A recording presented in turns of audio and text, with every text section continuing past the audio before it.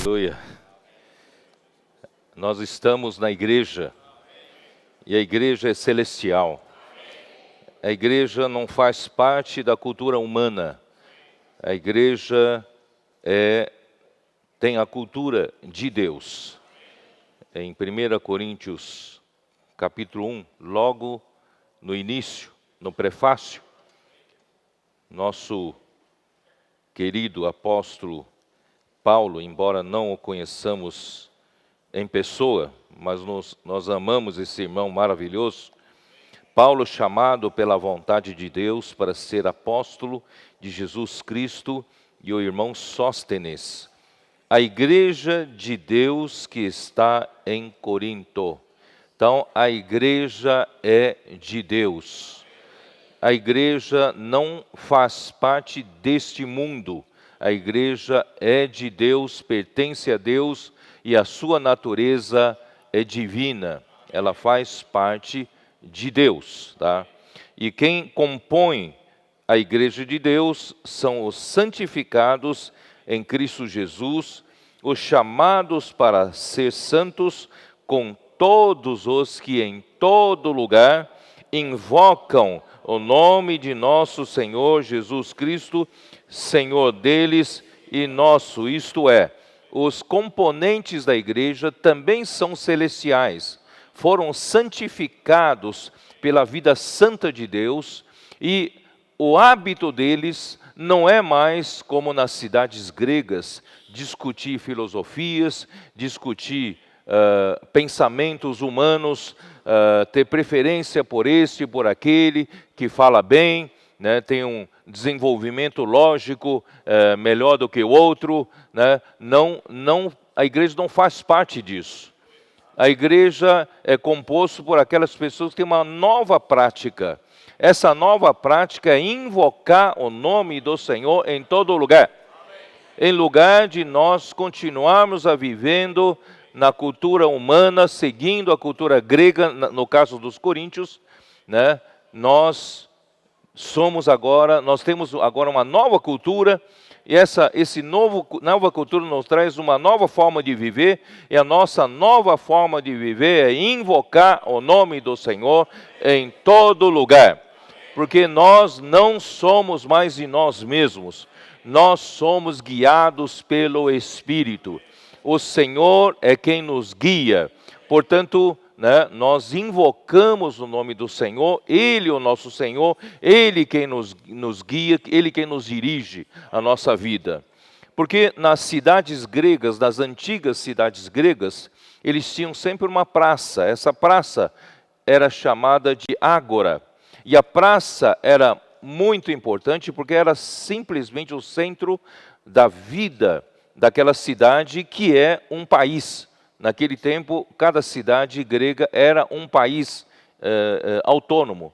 Portanto, ali se praticava o civismo, e ali se praticava a democracia. Tudo que era necessário anunciar para a população, ali se anunciava, e também ali se fazia votos, porque em Atenas começou a prática da democracia direta. Então, cada um tinha direito a um voto, e eles faziam votações, eleições, para escolher o que eles queriam, para resolver problemas da cidade, tomar decisões da cidade, etc, etc. Então, ali se praticava a democracia, e também ali era um lugar para os filósofos passarem para a população a sua maneira de pensar, a sua filosofia, os seus pensamentos, e as pessoas então ouviam, e elas davam, claro, preferência. Eu gostei do que esse falou, não gostei muito o que aquele outro falou. Então assim se praticava preferências por causa da cultura grega, não é por mal, era assim que eles viviam, porque eles estavam acostumados a essa democracia. Né, tinham direito a gostar de um, não gostar do outro, tinham preferências, né? Mas quando chegou na igreja, essa forma de viver pela cultura humana começou a trazer problemas, né? apóstolo Paulo foi enviado por Deus para pregar o evangelho, né, para os coríntios, e ali levantou igreja em Corinto, e só que eles começaram a trazer essa cultura grega, né, na prática da vida da igreja. Isso trouxe confusão, né? Eu sou de Paulo, eu sou de Apolo, eu sou de Cefas, alguns mais espirituais, eu sou de Cristo, mas Paulo chamou todos eles de carnais, todos eles de crianças, infantis, né, em Cristo. Portanto, irmãos, essa forma de trazer a cultura humana para viver a vida da igreja não dá certo, porque são duas culturas totalmente diferentes. A igreja é de Deus.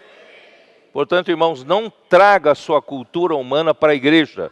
Não traga a sua maneira de pensar na sociedade humana para a igreja, porque a igreja tem a maneira de Deus. Tá? Então, esse é um primeiro ponto que eu queria deixar claro para vocês, que o irmão André se esforçou em mostrar para vocês, né, que é uma nova cultura. Tá? Nós temos que ter isso em cabeça. Por outro lado, onde está, qual o objetivo da igreja? Né? O que Deus quer com a igreja?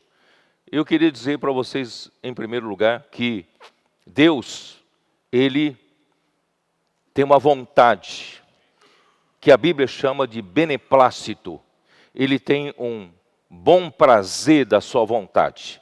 E esse bom prazer da sua vontade o fez traçar um plano. Esse plano, na Bíblia, é chamado de propósito eterno. E desse plano, então, Deus começou a atuar. Deus, então, criou o universo. Criou o universo. Todavia, em outrora, muito tempo atrás, Deus criou um arcanjo maravilhoso, de extrema sabedoria e beleza. E ele deve ter feito muito bem a sua tarefa por muitos anos, muito tempo. Só que, quando alguém é muito bom, quando alguém é muito inteligente, alguém é muito bonito, muito formoso, existe sempre um perigo de orgulho entrar em seu coração. E esse arcanjo, ele se achou tão bom, que ele merecia galgar posições. Ele merecia exaltar o seu trono, exaltar a si mesmo, acima de outros. E no fim, ele realmente galgou posições, só que ele chegou, né, a um ponto que acima dele só tinha Deus. Então, ele simplesmente queria ser igual ao Deus Altíssimo. Tá? Isso, tudo que eu estou falando, está em Isaías 14 e Ezequiel 28. Podem anotar e ler em casa. Então, aí não teve como querer igualar-se ao Deus Criador. O Deus Criador não poderia permitir. Por quê? Porque todo esse universo teve origem em Deus. Então, a autoridade de Deus é que mantém este universo em ordem. Quando essa autoridade que mantém esse universo em ordem é desafiada e estabelece-se uma segunda linha de autoridade que a Bíblia chama de autoridade das trevas, ou império das trevas, então causou uma grande confusão no universo, o caos entrou, e a confusão entrou, e a corrupção entrou nesse universo. Né? O pecado entrou por meio dessa rebelião, e a morte também entrou, né, passando nesse universo. E Deus, então, ele nunca desiste da sua ideia, nunca desiste do seu projeto. Foi aí que, em determinado momento do tempo, ele criou o homem. Ele criou o homem à sua imagem e conforme a sua semelhança. E o objetivo de Deus não era criar um ser, criar um homem superior, né, mais poderoso que esse arcanjo que se rebelou, e não era criar um homem, né, mais sábio e mais formoso do que ele, porque Deus sabe que se for por esse caminho de lhe dar capacidade, lhe dar sabedoria e lhe dar formosura, não vai dar certo. Porque um dia, da mesma forma, quando ele atingir a um nível muito elevado, ele vai se orgulhar de novo. Porque a criatura está sujeita, porque Deus dá livre-arbítrio às suas criaturas. Então, há esse risco novamente. Então, Deus, na sua infinita sabedoria, Ele não criou o homem superior aos anjos. Mas Ele criou o homem de uma maneira diferente de todo o resto da criação, inclusive os anjos. Deus criou o homem à sua imagem e semelhança. E Deus, Gênesis 2:7, vou ter que ler com vocês aqui, ó. Gênesis 2:7. Gênesis 2:7. Então formou o Senhor Deus ao homem do pó da terra e lhe soprou nas narinas o fôlego de vida, e o homem passou a ser alma vivente. Vamos por etapas. Primeiro, Deus formou o homem do pó da terra. Isto é, este corpo físico foi formado com o pó da terra. Esse corpo aqui é terreno, é material, é físico, faz parte da terra, é terreno. Mas, quando Deus formou o corpo do homem com pó da terra, esse corpo não tinha vida. Esse corpo era inerte. Não é verdade? E quando é que realmente começou a criação de Deus no homem? Quando Ele soprou, Deus, o Deus eterno, Deus Criador, Deus que está lá no céu, Deus que está na sua eternidade, Ele soprou para dentro daquele boneco de barro, e o homem passou a ser uma alma vivente. Isto é, esse sopro de Deus entrou no homem e formou o espírito do homem. Isso está claramente dito no livro de Jó. No livro de Jó, por várias vezes fala: o Espírito de Deus me fez. E o sopro de Todo-Poderoso me dá entendimento, ou me deu vida. Tá? Então, quando o sopro de Deus entrou naquele boneco de barro, formou-se o espírito do homem. Aleluia, que o homem tem espírito. O cachorro da sua casa não tem espírito. Ele tem no máximo alma, mas não tem espírito. Mas nós temos o espírito, mas Deus também nos deu uma alma. Como consequência da formação do espírito, o homem se tornou uma alma vivente. E o corpo do homem ganhou uma vida biológica. Muito bem. Então, o homem propriamente dito, não veio da terra. O corpo, sim. Esse corpo aqui, ele é provisório. Para nós vivemos aqui na terra. Vocês estão entendendo? Então, o homem não é daqui. A origem do homem não é da terra. A origem do seu corpo é da terra. Mas a origem do seu ser veio de Deus. Veio do sopro de Deus. Em outras palavras, só pela criação, eu já quero dizer que você não pertence a este lugar. Você pertence a Deus. A origem foi o sopro de Deus. Tá? E por que a alma? Porque Deus, Ele cria para cada homem as suas características, as suas identidades. Cada um de nós tem uma alma, uma diferente da outra. Não existem duas almas iguais nesse universo tantos trilhões de seres humanos que já passaram por aqui, eu não sei quantos, mas não há duas, quando fala duas almas gêmeas, não tem duas almas gêmeas, não tem duas almas iguais. Tanto é que a impressão digital de cada um é diferente do outro. Até dois gêmeos ou duas gêmeas não têm impressões digitais iguais. Então, irmãos, Deus deu uma alma para cada um. Você é único. Você é você. Vocês entenderam?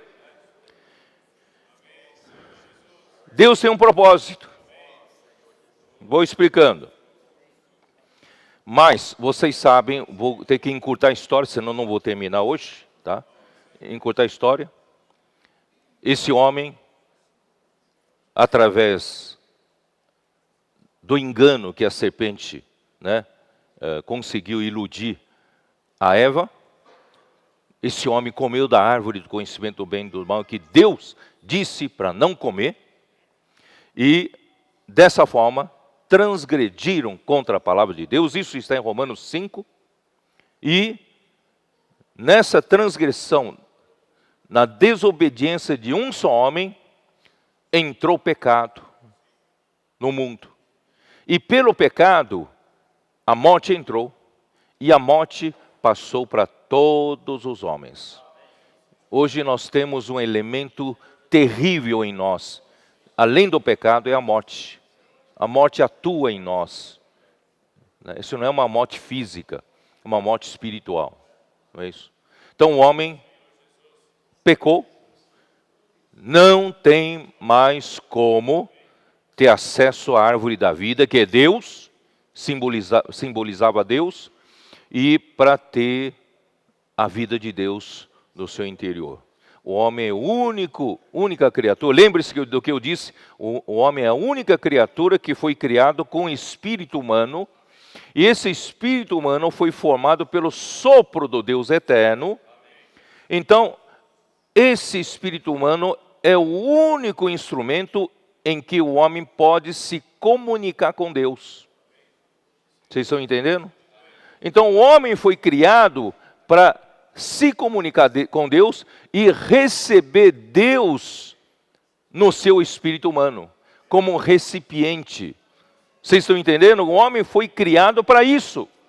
E o homem, uma vez recebendo Deus para dentro de si, como vida, com a sua natureza santa, ele então, pouco a pouco, tomará conta do nosso ser tripartido. E dessa forma, embora o homem não tenha sido criado superior aos anjos em poder, em capacidade, mas o homem pode receber o Deus infinito dentro de si, que os anjos não podem. Então, o forte não precisa ser eu, não preciso ser eu. O poderoso não precisa ser eu, mas eu carrego o poderoso. Quando eu carrego o poderoso, quando eu tenho o poderoso em mim, eu faço coisas poderosas. Isso os anjos não fazem. Entendeu? Então, esse é o segredo de Deus ter criado o homem. Por isso Paulo diz assim: temos um tesouro em vasos de barro, para que o poder seja de Deus e não de nós. Nós somos um vaso de barro, fomos criados inferiores aos anjos, isso está escrito no livro de Hebreus, mas nós podemos receber o Todo-Poderoso dentro de nós. E aí nós vamos cumprir a vontade de Deus. Porém, infelizmente, o homem caiu. O homem caiu, se tornou um pecador, e um pecador não pode se aproximar de Deus, do Deus Santo. Então nós perdemos o bonde da história. Nós não conseguimos mais voltar. Todos pecaram e carecem da glória de Deus. E como fazer para receber o perdão dos pecados? O perdão dos pecados, por Deus, só acontece quando você morre, quando você derrama o seu sangue. Hebreus fala, sem derramamento de sangue não há remissão, não há perdão de pecados. Então, se você quer pagar pelos seus pecados, tem que morrer. Mas se você morrer, acabou a sua chance. Então, graças a Deus, pela sua infinita sabedoria, já desde a eternidade passada, Ele já previu isso. Então, Ele enviou o seu Filho, Jesus Cristo, para ser um homem como você e eu.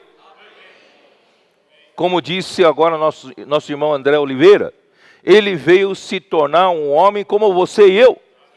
Ele passou pelas mesmas dificuldades que todo homem passa, talvez mais. Ele foi, o quê? Tentado à nossa semelhança em todas as coisas. E ele teve de aprender como homem, porque ele era Deus. Ele se tornou um homem, teve que aprender como homem a obediência. Porque ali ele estava ali com o Pai. Mas agora, como homem andando aqui na terra, ele teve que aprender obediência pelas coisas que ele sofreu. Então ele foi obediente a Deus Pai, desde o primeiro momento aqui na terra, até o último momento da sua crucificação. Esse homem foi um homem perfeito. Esse homem é o primeiro homem que não fez a sua própria vontade, nem um segundo sequer. Não falou uma palavra que seja sua. Ele falou aquilo que o Pai queria falar. Ele fazia as coisas que o Pai queria. Era o Pai fazendo nele. Então, esse varão, homem, Jesus, Deus teve de aprovar. Ele morreu na cruz, realizou a nossa redenção, para nós podermos ser trazidos de volta para Deus. Então, a sua morte redentora propiciou o quê? A nossa justificação. Podemos ser justificados, não pelas obras que você acha que merece fazer, merece para receber a justificação, não, porque pelas obras ninguém é justificado. Todo homem é justificado pela fé em Cristo, fé na obra de Cristo.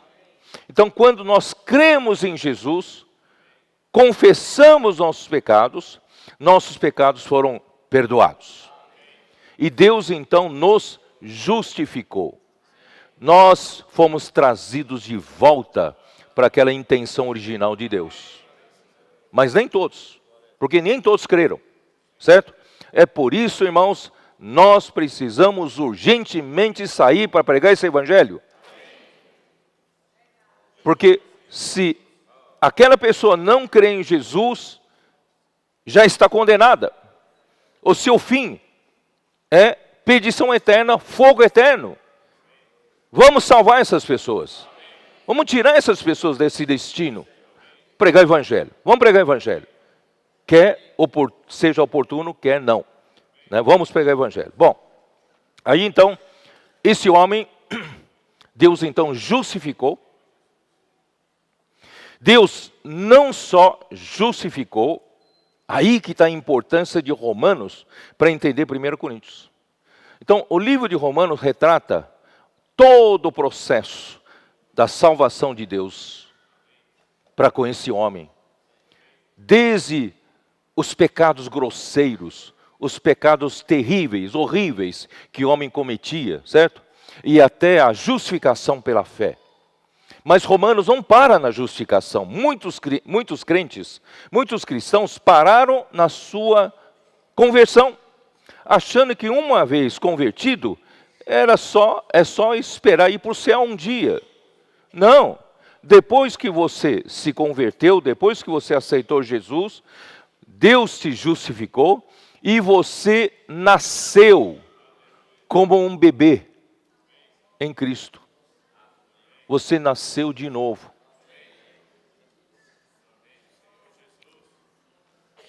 Talvez nesse momento eu falar alguma coisa. A nossa origem, de todo homem criado, é o sopro de Deus. Sopro de Deus.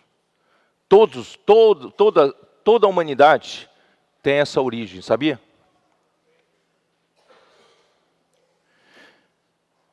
Mas, Deus quer aqueles que recebam o segundo sopro. O que é o segundo sopro? Em João 3, Evangelho de João, capítulo 3, Nicodemos perguntou para Jesus: como pode alguém fazer esses sinais que Jesus fazia se Deus não estiver com ele? Porque Jesus era diferente, Jesus era especial. Nicodemos representava o máximo do poder, da capacidade de um homem, da maturidade de um homem. Mas ele não conseguia fazer as coisas que Jesus fazia. Jesus disse o quê? Em verdade te digo que se alguém não nascer de novo, não pode ver o reino de Deus. Aí no versículo 5, respondeu Jesus: em verdade te digo, quem não nascer da água e do Espírito, não pode entrar no reino de Deus. Então agora a questão não é termos a mesma origem, que é o primeiro sopro de Deus, mas agora nós precisamos entrar no reino de Deus. Porque Satanás dominou aqui com o seu reino. E eu não quero fazer parte desse reino. Eu quero fazer parte do reino de Deus. Mas como faço para fazer parte do reino de Deus? Tem que nascer de novo. Tem que nascer por água e do Espírito. O que é nascido da carne é carne, o que é nascido do Espírito é Espírito. Não te admires de eu te dizer, importa-vos nascer de novo. Então, graças a Deus, nós nascemos de novo. Como? Em João 20,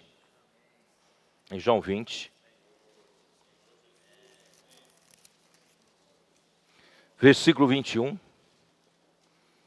Jesus, depois de sua morte, Deus o ressuscitou, porque Deus aprovou esse homem Jesus, não é? Ressuscitando dentre os mortos. Por isso Jesus hoje nos dispõe dessa humanidade perfeita que ele tem. Nessa humanidade, como nosso irmão André disse, não há competições, não há um querer derrubar o outro, não há quem é melhor, quem é pior, não há invejas, não há contendas, não há ciúmes. Nessa humanidade tem compaixão, nessa humanidade tem amor, tem carinho, não é isso? Tem perdão. Então, é essa humanidade que nós precisamos. Quem não precisa dessa humanidade? Eu preciso dessa humanidade. E Cristo nos fornece essa humanidade, porque Ele mesmo passou por isso. Então, como eu vou receber isso tudo? Recebendo o próprio Jesus. Como receber o próprio Jesus? Aqui diz, João 20, versículo 21. Disse-lhes, pois, Jesus outra vez: paz seja convosco, assim como o Pai me enviou, eu também vos envio. E, havendo dito isto, soprou sobre eles e disse-lhes: recebei o Espírito Santo. Fez assim, ó. Sabe o que é o Espírito? O Espírito em grego é pneuma, é o ar, é o sopro. Então, é como se dissesse assim, ó, recebei o sopro santo. Então, esse é o segundo sopro. O primeiro sopro criou o homem. E o segundo sopro me introduziu no reino de Deus. Você recebeu o segundo sopro? Você creu em Jesus? Recebeu o Espírito Santo? Então você tem o segundo sopro. Você pode entrar no reino de Deus. Reino de Deus. Todavia, Romanos 8, nosso querido André, irmão André, teve o cuidado de ler para nós esse trecho, que é muito importante. Capítulo 8 de Romanos. Aqui, do versículo 14 até 17, nós conseguimos descobrir que aqui há 3 níveis de filhos de Deus. Quando você acaba de receber o Espírito, você acaba de nascer do Espírito. Você é um bebê espiritual. É ou não é? Mas Deus não quer que você permaneça como um bebê espiritual. Esse filho espiritual, e filho que acaba de nascer, ele é um filho em grego teknon. Mas Deus quer que você cresça, amadureça. Como crescer? Qual é o sinal de crescer e amadurecer? Alguns irmãos aqui são mais maduros. Então, qual é o sinal desses irmãos mais maduros? Como provar? Não é tempo de igreja. Não é tempo de igreja. Não, estou aqui desde 1970 e pouco. Não importa isso. Sabe qual é o sinal de você é um filho maduro? Você é um filho ruiós. Filho ruiós é o filho já crescido. E qual é o sinal? Está no versículo 14.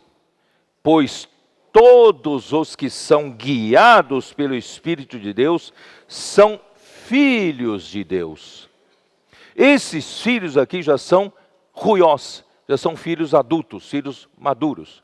Então, como identifica irmãos que já amadureceram, já estão no nível de ruiós?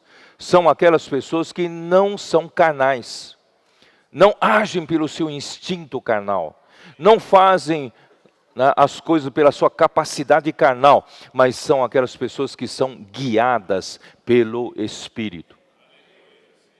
Por isso, essas pessoas invocam o nome do Senhor. Não fazem por um impulso.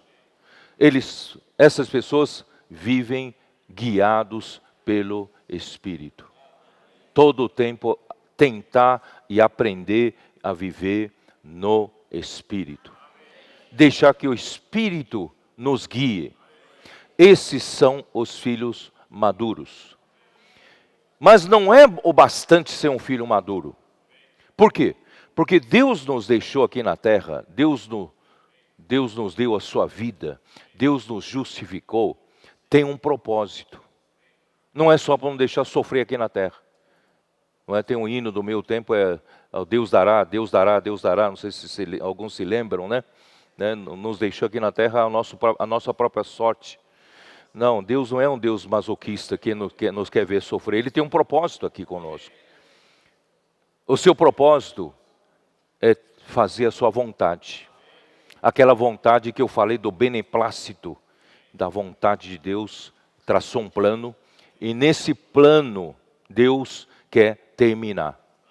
E você e eu, depois de salvos, convertidos e regenerados, Deus convida você a crescer em vida. Não permanecer na vida infantil da fé. Deus quer que você cresça. Como crescer? Vivendo a vida da igreja. Ninguém cresce adequadamente vivendo sozinho em casa. Porque é muito fácil eu ser um espiritual no meu escritório em casa. Ali eu leio a Bíblia, ali eu faço vigílias, ali eu faço orações, não é? Ali eu sou muito espiritual, porque essa espiritualidade não é contestada na experiência. Então, eu preciso da vida da igreja. Eu não sou uma pessoa isolada nesse mundo. Deus me chamou para fazer parte do corpo de Cristo. Deus me deu a sua vida para eu fazer parte de sua igreja, de um propósito maior. E aí quando nós então, juntamente com outros irmãos, convivemos juntos para edificar algo maior para Deus, nós então nos descobrimos o quanto nós ainda não crescemos. Porque nós enfrentamos dificuldades de relacionamento, nós enfrentamos diferentes opiniões, problema, porque cada um tem uma alma. Por que Deus deu para cada um uma alma, né? Aí complicou tudo, cada um tem um pensamento, cada um tem sua opinião, não é isso? Quando a gente está junto, 5 pessoas juntas, tem 6 opiniões, né? Então, é muito difícil. Mas, irmãos, graças a Deus, que estamos crescendo. Estamos deixando o Espírito nos guiar. Essas mesmas 5 pessoas que tinham 6 opiniões, pouco a pouco vão ter uma só opinião.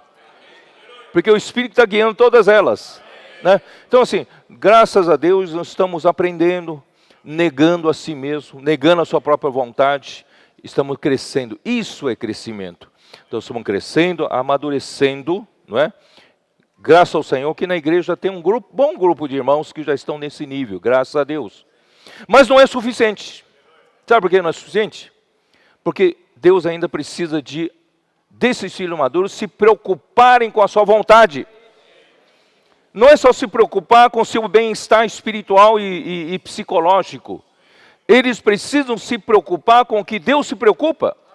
Isto é, por que nós fomos deixados aqui na terra? É porque a vontade de Deus ainda não foi totalmente feita. Irmãos, estão entendendo? Deus tem um propósito eterno em execução, Ele precisa de nós para executar. Deus quer quer completar o número dos salvos, na plenitude dos tempos. Deus quer completar o número dos salvos. Deus quer completar o número dos escolhidos. André, dê um toque para nós em Lucas 13, é isso? Lucas 12? 13, Lucas 13. Nos dê um toque. Muitos são escolhidos, muitos são chamados, mas poucos os escolhidos.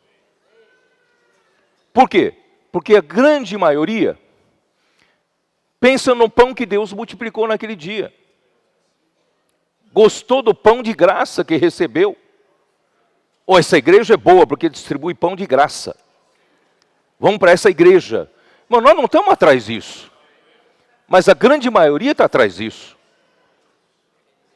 Mas Deus quer escolher, precisa de escolhidos. Então Deus precisa de você, por isso essa manhã você está aqui. Deus não quer que você apenas seja um que vem porque Deus recebeu pão de graça. Ou recebeu cura de graça.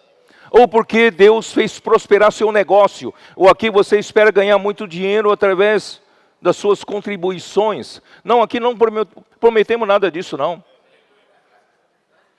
Aqui nós queremos convocar a que todos nós sejamos aqueles que se preocupam com a vontade de Deus. Todos nós aqui, irmãos, nos preocupemos com o que Deus tem a realizar ainda entre nós. Deus quer edificar a sua igreja. Deus quer que o evangelho do reino seja pregado a toda a terra habitada, para testemunha a todas as nações, então virá o fim. Mateus 24, 14. Tem muita coisa ainda para se fazer. Quem aqui se preocupa com isso? Talvez você seja um bom irmão na igreja, mas não se preocupa com a obra. Você seja uma boa irmã, que ama as pessoas, que cuida das pessoas, mas não se preocupa com o que Deus tem que realizar. Então Deus precisa não só de filhos tecnon, ruiós, Deus precisa de filhos herdeiros. Se um empresário tem filhos e deseja que o filho seja o sucessor do seu negócio, ele precisa preparar para que esse filho se interesse pelo negócio.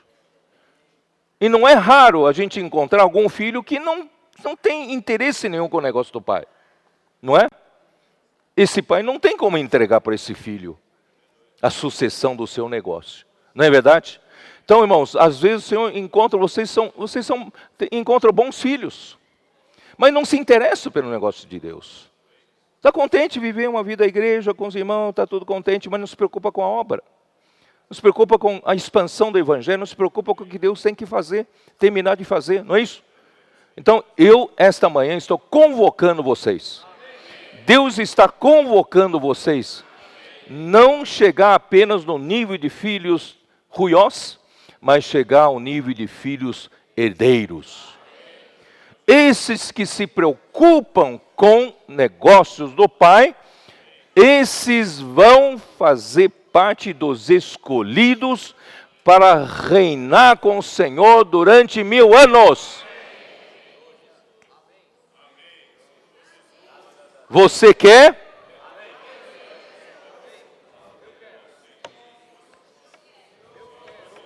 Então tem que desapegar das coisas aqui da terra.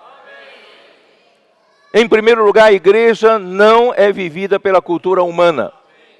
Não é vivida pelas coisas físicas, materiais. A igreja é uma coisa espiritual, é de Deus.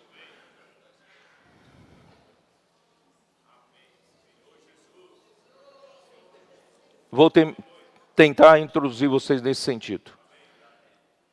Eu quero que vocês percebam.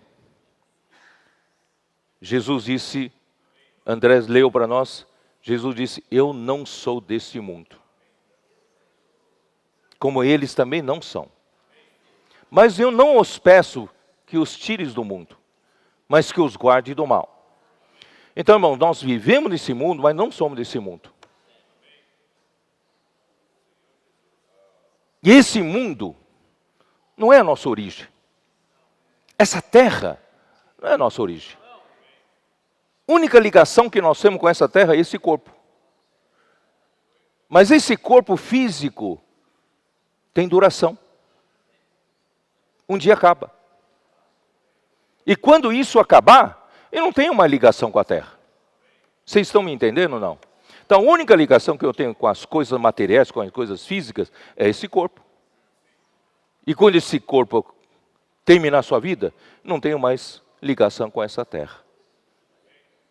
Portanto, irmãos, não se apegue às coisas daqui da terra. Isso tudo que você está vivendo aqui, ó, olhando aqui, com os nossos olhos físicos, com nossa mente cartesiana, não sei se todo mundo entende o que é mente cartesiana, é mente quadrada, de pensamentos humanos, limitados, físicos. E às vezes você pensa que as coisas de Deus são desse jeito. Não são. Não são. Deus é luz. Um dia você vai descobrir, quando você entrar na outra dimensão, a igreja já está na outra dimensão. Quando você realmente entrar na outra dimensão, você vai se descobrir no meio de uma luz tão grande, tão luminosa, tão brilhante, mas não ofusca os olhos. Porque Deus é luz. E incrível que o Einstein já dizia que quem viaja, quem está na velocidade da luz, o tempo não passa. Então você sabe que a nossa origem não é aqui. A nossa origem é Deus. Porque foi Deus quem soprou e formou o meu espírito. Então, o meu espírito não faz parte desse mundo.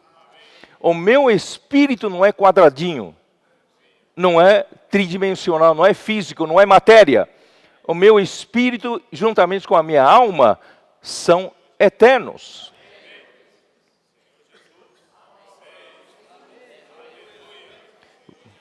Agora, se não acredita, tá bom, vou ter que provar. Eclesiastes, é isso, né? Está no Eclesiastes 3. Ó Senhor Jesus.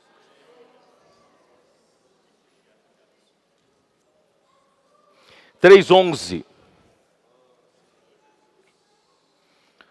Tudo fez Deus formoso no seu devido tempo. Também pôs a eternidade no coração do homem. Quando Deus soprou para aquele boneco de barro, Deus pôs a eternidade no coração do homem. Isto é, todo homem tem algo eterno dentro desse corpo, do corpo físico. O que está dentro do corpo físico é eterno. Deus pôs a eternidade no coração do homem, sem que este possa descobrir as obras que Deus fez desde o princípio até o fim, porque ele ficou limitado a esse corpo. A sua mente ainda ficou limitado ao tempo e espaço. Mas de onde nós viemos, o que é o sopro de Deus, não é limitado pelo tempo e espaço. Então, enquanto vivemos aqui, ainda nós não sabemos o que aconteceu. Mas não fique contente apenas porque nós temos a eternidade, porque você não morre. Mesmo que o seu corpo vai, não se preocupe. Se um dia terminar o prazo do meu corpo, hoje eu tenho esperança de ser arrebatado vivo. Com o avanço da comportagem dinâmica, Expo Livro que nós fomos ontem visitar Taubaté, da forma como nós estamos conseguindo alcançar as pessoas, pregar esse Evangelho do Reino, com os livros, com o Evangelho do Reino. Irmão, eu tenho ainda esperança, como o irmão Dong tinha, só que ele já era realista, ele falou, do nosso ritmo, tem que levar mais 250 anos para o Senhor voltar. Mas eu hoje já tenho me reacendeu essa esperança, porque a volta do Senhor está mais próxima. Porque Ele está dando para a igreja esses caminhos extraordinários de comportagem dinâmica. Eu posso orar por você. Número de pessoas que nós estamos alcançando a cada dia, irmãos, é impressionante. E o número de quantidade de livros distribuídos também a cada dia, também é impressionante. Então, Deus nos propiciou, e o Expo Livro veio para isso. Eu creio que o Bucafé ainda o Senhor vai usar mais ainda, né? E o CEAP, né? Os comportores, quem mais? Estou esquecendo. Avança Jovem, outro item. Irmãos, quando o Senhor começar a caminhar nessa velocidade, eu já tenho esperança de não morrer. Não morrer, não no sentido que esse corpo vai durar para sempre. Eu quero que esse corpo seja substituído, revestido pelo corpo de ressurreição, de celestial, na vinda de nosso Senhor Jesus Cristo. Ó Senhor. Mas se o Senhor tardar, esse corpo vai embora. Eu não tenho mais nenhuma ligação com esse mundo físico. Eu vou para lá, de onde eu vim. Mas não fique contente. Tá bom, eu vou para lá, então eu vou morrer. Não, você tem que morrer preparado. Por quê? Porque em Daniel, é Daniel, né? 12, né? Isso. Livro de Daniel, 12. 11, né? Não, 12. Não, como é que é? 12, né? Daniel 12. Versículo 2.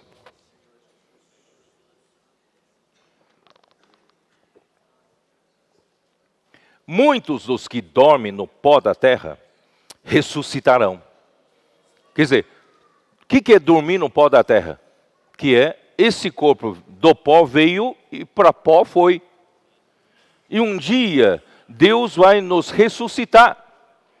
Só que ressuscitar como? O Senhor nos ressuscitará com essa parte que é eterna. Né? Uns para a vida eterna. Maravilhoso. Mas outros para vergonha e horror eterno. Então, quem não aceitou a Jesus não recebeu a vida eterna. Jesus disse, quem tem o Filho tem a vida eterna. Quem crer em mim terá vida eterna. Então, quem crê em Jesus terá a vida eterna. Então, não só nós teremos nosso espírito e alma eternos, mas nós teremos a vida eterna de Deus dentro de nós. Então, naquele dia, quando ressuscitarmos sem esse corpo, o Senhor vai nos dar outro corpo espiritual, e ali nós vamos ressuscitar para a vida eterna. Maravilhoso. Mas quem não receber a vida eterna aqui na terra, vai para horror eterno, vai para vergonha eterna. Imagina só, passar toda a eternidade nesse horror, nessa vergonha, será terrível. E não terá chance mais, não terá uma segunda oportunidade mais. Por isso, irmãos, hoje, vamos aproveitar hoje. Vamos tirar essas pessoas desse destino horrível. Vamos pregar o evangelho. Mesmo você não tendo tempo, ajuda a pessoa. Eu quero orar por você. Repita comigo: ó Senhor Jesus, eu te recebo. Não, estou falando para você pedir para a pessoa. Repita comigo: ó Senhor Jesus, eu sou um pecador, né? Eu quero te receber como minha vida, como meu Senhor, como meu Salvador, né? Invoca o nome do Senhor: ó Senhor Jesus. Pelo menos isso você faz isso em 1 minuto, 2 minutos. Você pode ter tirado essa vida do horror eterno. Não é, irmãos? Vamos fazer isso. Posso orar por você? Saindo daqui, já faz isso. Bom, aí, você quer estar na vida eterna. Só que, antes da eternidade futura, existia um período chamado a Era do Reino. Essa era aqui vai terminar. Virá então, Cristo tomará posse do reino com a ajuda dos filhos herdeiros, dos filhos que se preocupam em fazer sua vontade. Aqueles que não estão nem aí com a vontade do Senhor, não são filhos herdeiros. Mas aqueles que se preocupam com a obra do Senhor, com a necessidade do Senhor, cooperar com a obra do Senhor, você vai perguntar: mas como é que eu coopero hoje com a obra do Senhor? Como é que eu sei o que é a vontade do Senhor? Graças a Deus nós temos hoje a palavra profética. Você não precisa ficar procurando como é que eu faço, onde que é a vontade do Senhor. Siga e pratique conforme a palavra que o Senhor está nos profetizando. A igreja está recebendo essa palavra, está indo adiante. Nós estamos caminhando para fazer a vontade do Senhor. Por isso, se você se preocupa com a obra de Deus, você se preocupa também com o que Deus está fazendo na comportagem dinâmica, se preocupa com Avança Jovem, se preocupa com Expo Livro, se preocupa com Bucafé, se preocupa com SEAP, né, os comportores. Bom, se você se preocupa com o avanço da obra de Deus, o grupo familiar de cuidado e multiplicação, né, pregar evangelho na igreja, cuidar das pessoas, apacentar. Se você se preocupa com a obra de Deus, você será esse filho herdeiro que vai participar da era do reino de 1000 anos. Você reinará com o Senhor durante 1000 anos. Mas se você viver hoje de qualquer jeito, não se preocupe também, que você vai participar de toda a eternidade. Deus não vai te jogar fora, não. Só que durante os 1000 anos, você não terá o privilégio de participar do reino, e você vai estar chorando e rangendo os dentes, numa parte fora.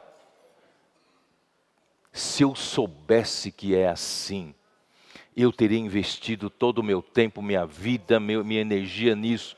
Eu me arrependo de ter vivido dessa maneira, relaxadamente, desleixadamente. Só me preocupei com o meu conforto, só me preocupei comigo mesmo, fui egoísta. Mas se eu soubesse que era assim, esse é o choro e ranger de dentes. Mas não tem problema, são 1000 anos só. 1000 anos. Então vou dar uma pincelada para vocês. Só esses filhos herdeiros, os vencedores, eles vão ter, na verdade todos os cristãos, vão ter esse corpo substituído pelo corpo de ressurreição espiritual. Você sabe que, eu vou repetir, nós somos de lá, de Deus, e nós voltaremos para lá. E lá não é assim, não é esse mundo material. Lá, eu tentei falar um pouco 2 semanas atrás, Deus é amor. Deus é amor não é só porque Ele tem uma qualidade de amor. Porque o próprio Deus, na sua essência, é amor. Não sei como explicar. Então lá onde está Deus, não importa em que esfera você está. Porque mesmo lá tem céus e céu, o céu dos céus onde Deus está. Então ainda tem várias camadas, mas de qualquer forma, é o lugar, a esfera onde Deus está. A esfera onde Deus está, irmãos, Deus é amor. É a esfera do amor. Eu li com vocês em 1 Coríntios 13.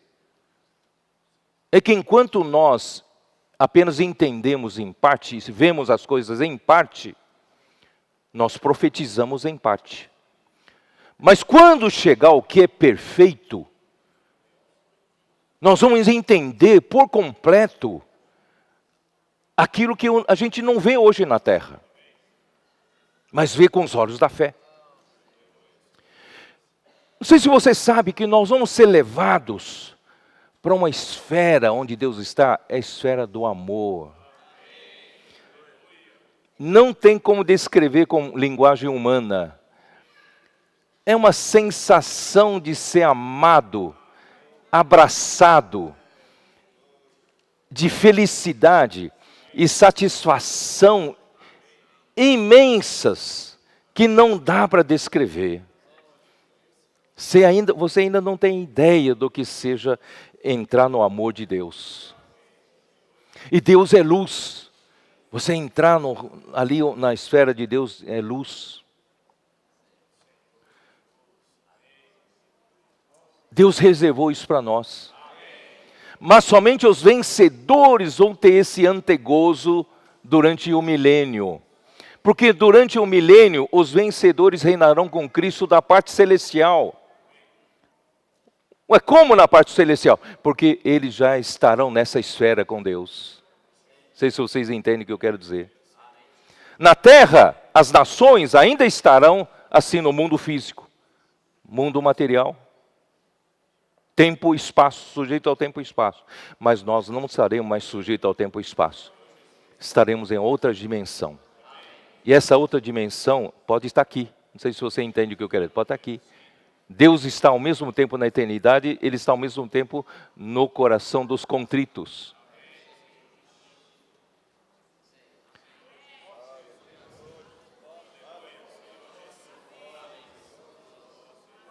Mas como você pode experimentar um pouquinho disso?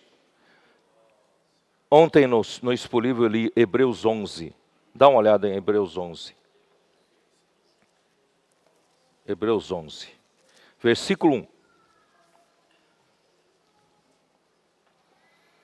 Ora, a fé é a certeza das coisas que se esperam, a convicção de fatos que se não veem. Essa palavra certeza em grego é hipóstasis. Hipóstasis. Essa mesma palavra hipóstase, dá uma olhada em Hebreus 1. Hebreus 1. Aqui diz com relação a Cristo, ao Filho de Deus, versículo 3. Ele que é o resplendor da glória e a expressão exata do seu ser. Cristo é a expressão exata do ser de Deus. Cristo é a expressão exata da substância de Deus.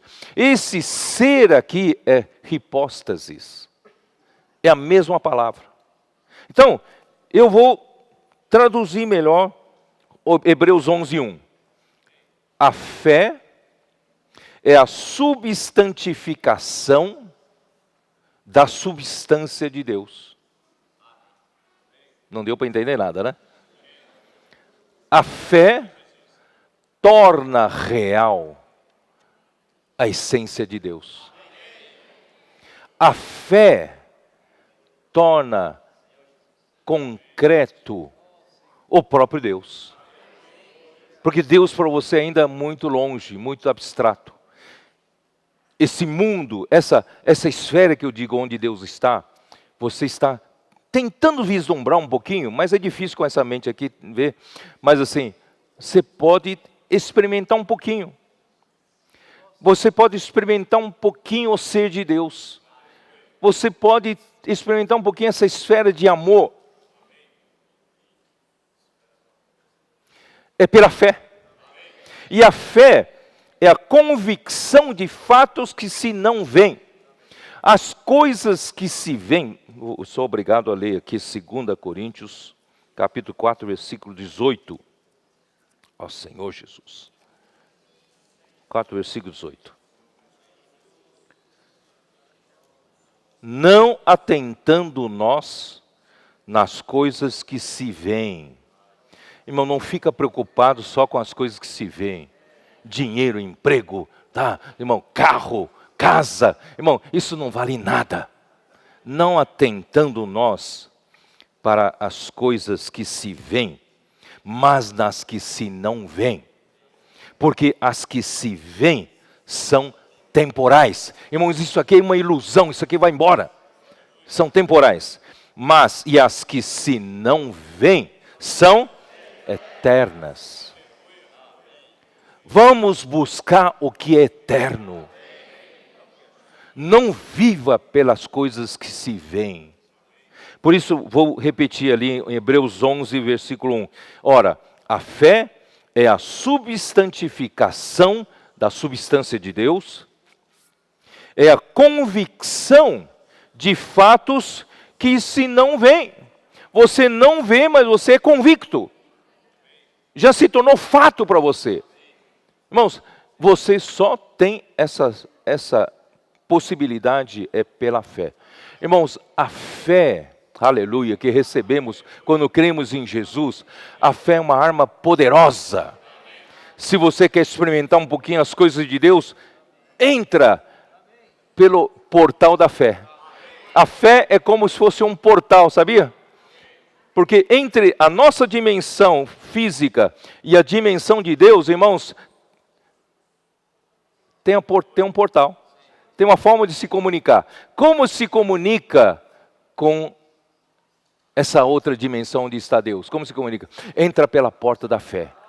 Então, não sei se você já, certamente, irmão Dong me disse, que ele ali simplesmente estava tendo comunhão com o Senhor, de repente foi inundado de um amor, de uma alegria tão grande. Ele começou a dar risada, começou a rir, sabe, sentiu imensamente abraçado, imensamente amado. Irmãos, ele estava do lado de cá, mas pela fé ele estava experimentando um pouco do lado de lá. E essa experiência da fé, você experimenta pelo Espírito. Por isso, quanto mais você vive no Espírito, mais você tem acesso pela porta da fé, das coisas que se não veem. As pessoas que vivem dessa forma, irmãos, não são mais apegadas às coisas daqui. Não vale nada, irmãos, dinheiro, fama, prestígio, elogios, louvor aqui, irmãos, não vale nada. O que importa são as coisas que se não veem, as coisas que são eternas. Mas aí você vai perguntar, por que nós ainda estamos aqui? Por que não fomos para lá já? Porque não estamos prontos. Estão prontos. Primeiro, a vontade de Deus não foi feita ainda, não terminou ainda. Quem está aqui está disposto a cooperar com o Senhor agora? Vão cooperar? Quanto mais cedo, irmãos, mais cedo isso aí terminará. É ou não é? Em segundo lugar, essa coisa física, esse mundo físico, é como um casulo. Está produzindo dentro desse casulo uma coisa espiritual. As coisas que se veem são como um casulo, está produzindo aqui na terra um produto das coisas que se não veem. E esse produto, irmãos, é a vontade de Deus ser feita. Deus finalmente vai conseguir levar esse homem preparado. Por isso você precisa estar se preparando. Você precisa permitir que o Senhor elimine de você todas as impurezas.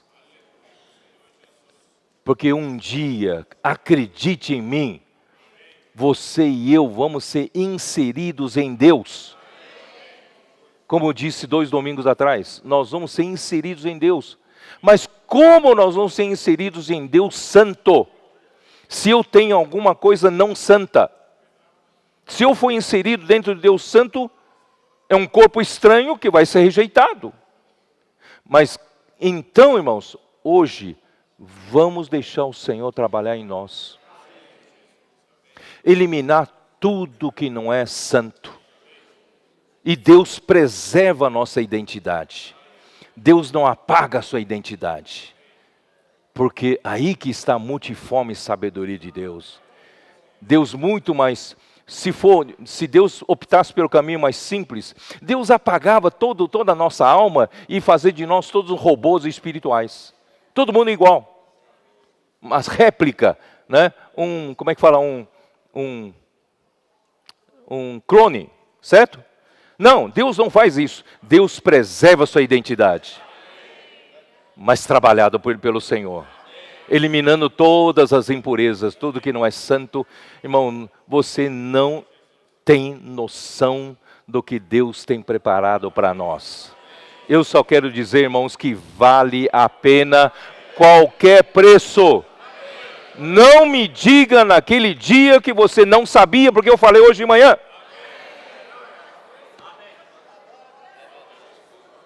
Vale qualquer preço que se pague. Por isso, irmãos, Paulo se entregou a essa vida de cruz.